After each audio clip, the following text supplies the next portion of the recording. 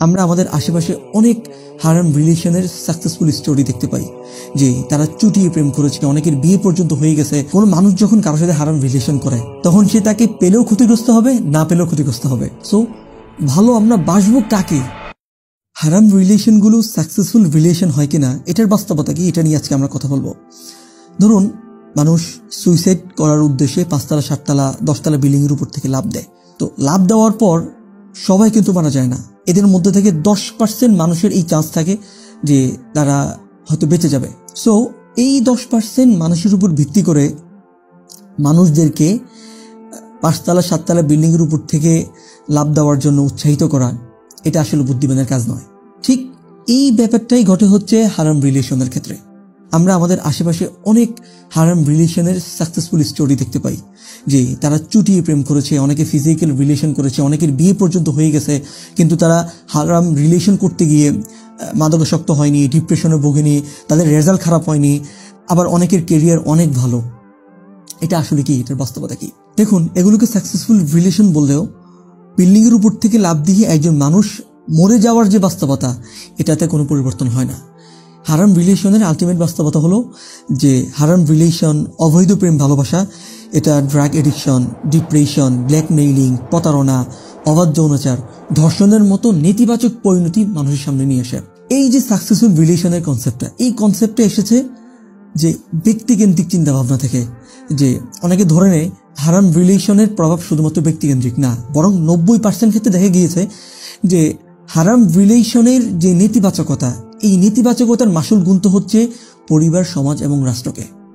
So particular কোনো পার্সনের relation করতে গিয়ে সে খুব মজায় আছে, সে খুব হেলদি রিলেশনে আছে, এটা খুব সাকসেসফুল রিলেশন, এটার উপর ভিত্তি করে সমাজের ব্যাপকভাবে সবার জন্য এই নিয়ম প্রযোজ্য না। আচ্ছা, হারাম রিলেশনের ক্ষেত্রে মূল ব্যাপারটা কি?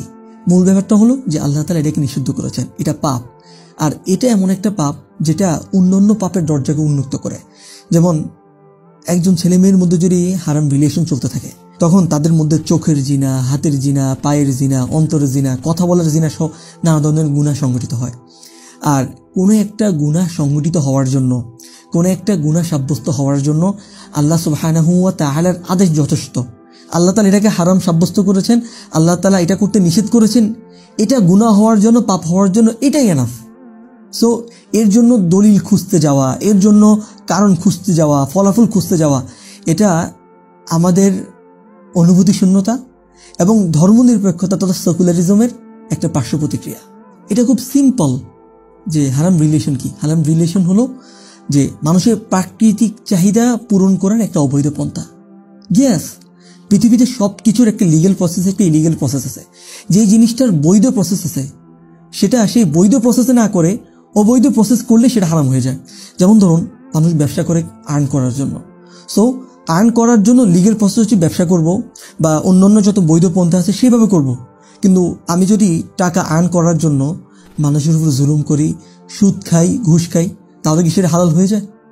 ঠিক এই ব্যাপারটাও রিলেশনের করার ক্ষেত্রে, যে মানুষ বিয়ে করবে, মানুষ একজন মানুষকে ভালোবাসবে, তবে সেটা হারাম রিলেশনের পদ্ধতিতে না, বিয়ে বহির্ভূত পদ্ধতিতে না, এটা ইলিগ্যাল প্রসেস। লিগ্যাল প্রসেস হচ্ছে বিয়ের মাধ্যমে একটা সুন্দর সম্পর্ক তৈরি করবে। একবার এক সালাফকে জিজ্ঞাসা করা হয়েছিল যে হারাম রিলেশন কি, তখন তিনি বললেন যে হারাম রিলেশন হচ্ছে অন্তরের একটি রোগ। মানুষ যখন আল্লাহ সুবহানাহু ওয়া তাআলা জিকির থেকে, তার স্মরণ থেকে উদাসীন হয়ে যায়, তখন আল্লাহ তাআলা শাস্তি স্বরূপ এই হারাম রিলেশনের পদ্ধতিতে তাকে আরেকটা মানুষের দাসে পরিণত করেন। নাউযুবিল্লাহ। আল্লামা ইবনে তাইমিয়া রাহিমাহুল্লাহর বিখ্যাত একটি গ্রন্থ মাজমাউল ফাতাওয়া, সেই মাজমাউল ফাতাওয়াতে ওনার বিখ্যাত একটি কোটেশন আছে। সেটি হলো যে কোনো মানুষ যখন কারোর সাথে হারাম রিলেশন করে তখন সে তাকে পেলেও ক্ষতিগ্রস্ত হবে, না পেলেও ক্ষতিগ্রস্ত হবে। তাকে না পাওয়ার ক্ষতিগ্রস্ত কি, সেটা হচ্ছে এই যে অস্থিরতা, এক ধরনের ছেঁকে খাওয়া, ডিপ্রেশনে চলে যাওয়া, সেটা কখনো কখনো সুইসাইড পর্যন্ত গিয়ে গড়ায়। আর তাকে পাওয়ার উপর ক্ষতিগ্রস্ত কি, সেটা হলো যে সে তাকে যতটুকু উপভোগ করতে পারবে তার চেয়েও বেশি সে কষ্ট পাবে।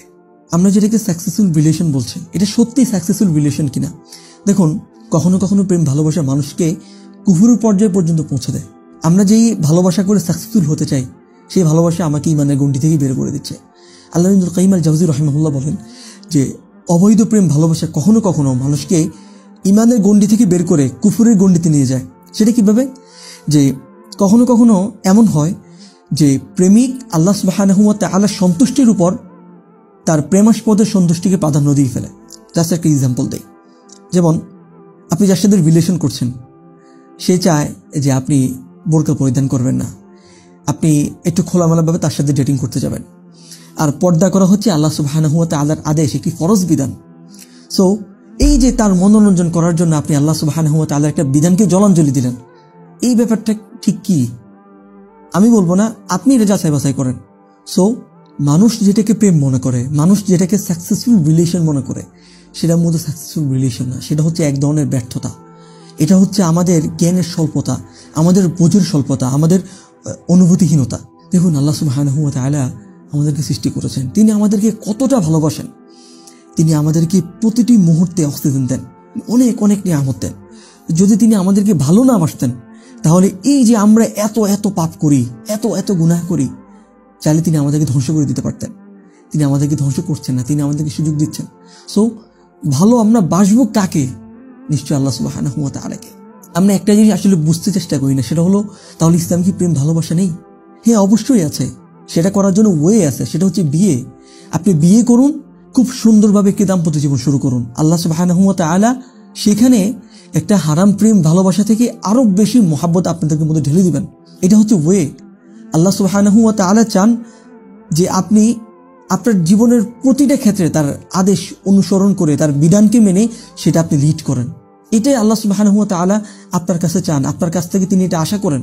সো ইসলামে প্রেম ভালোবাসার ক্ষেত্রে আমাদের সবার আগে প্রাধান্য পাবে হচ্ছে আল্লাহ। ওয়াল্লাযীনা আমানু আশাদ্দু হুব্বান লিল্লাহ, যারা মুমিন তারাই আল্লাহ সুবহানাহু ওয়া তাআলাকে সবচেয়ে বেশি ভালোবাসে। সো সবার আগে প্রায়োরিটি আল্লাহ সুবহানাহু ওয়া তাআলা। এরপর হচ্ছে রাসূল সাল্লাল্লাহু আলাইহি ওয়াসাল্লাম। রাসূল সাল্লাল্লাহু আলাইহি ওয়াসাল্লাম বলেন, লা ইউমিনু আহাদুকুম হাত্তা তাকুনা হাব্বা ইলাইহি মিন ওয়ালিদিহি ওয়া ওয়ালাদিহি ওয়ান নাসি আজমাইন। তুমি ততক্ষণ পর্যন্ত প্রকৃত মুমিন হতে পারবে না যতক্ষণ পর্যন্ত না তুমি সবকিছু চেয়ে তোমার সন্তান, পিতামাতা ইত্যাদি থেকে তুমি রাসূল সাল্লাল্লাহু আলাইহি ওয়াসাল্লামকে বেশি ভালো নামাজবে। সো সবার আগে প্রায়োরিটি পাবে আল্লাহ, এরপর রাসূল সাল্লাল্লাহু আলাইহি ওয়াসাল্লাম, এরপরে অন্যরা যারা আছেন। আল্লাহ এবং তার রাসূলকে ভালোবাসার অর্থ হলো আল্লাহ তাআলার বিধানগুলো মানা, রাসূল সাল্লাল্লাহু আলাইহি ওয়াসাল্লাম যে লাইফস্টাইল আমাদের জন্য রেখে গেছেন তার সুন্নাহগুলো মানা, প্রফেটিক লাইফস্টাইলকে ফলো করা। সো আমরা যদি আল্লাহ এবং তার রাসূলকে যথাযথভাবে মানি, যেটা আমাদের জান্নাতে যাওয়ার গ্যারান্টি, আল্লাহ সুবহানাহু ওয়া তাআলার সন্তুষ্টি পাওয়ার গ্যারান্টি, কিয়ামতের দিন রাসূল সাল্লাল্লাহু আলাইহি ওয়াসাল্লামের কাছাকাছি থাকার গ্যারান্টি, তাহলে আমাদেরকে তাদের বিধান মানতে হবে, রাসূল সাল্লাল্লাহু আলাইহি ওয়াসাল্লামের ওয়ে মানতে হবে, তার প্রফেটিক লাইফস্টাইলকে নিজেদের মধ্যে ধারণ করতে হবে। যখনই আমরা সেটা করতে যাব তখন আমরা দেখব যে এই ধরনের হারাম রিলেশনের কোনো বাস্তবতা নেই। একজন প্রকৃত মুমিন আল্লাহ এবং তার রাসূলের অবাধ্য হয়ে এই ধরনের হারাম রিলেশনের, সাকসেসফুল রিলেশনের কোনো কনসেপ্ট খুঁজতে যায় না। দিন শেষে এগুলো ব্যর্থতা। আল্লাহ তাআলা আমাদেরকে এই হারাম রিলেশনের যে লোভ, যে চিন্তাগত বিভ্রান্তি, সেটা থেকে আমাদেরকে হেফাজত করুক। আমিন।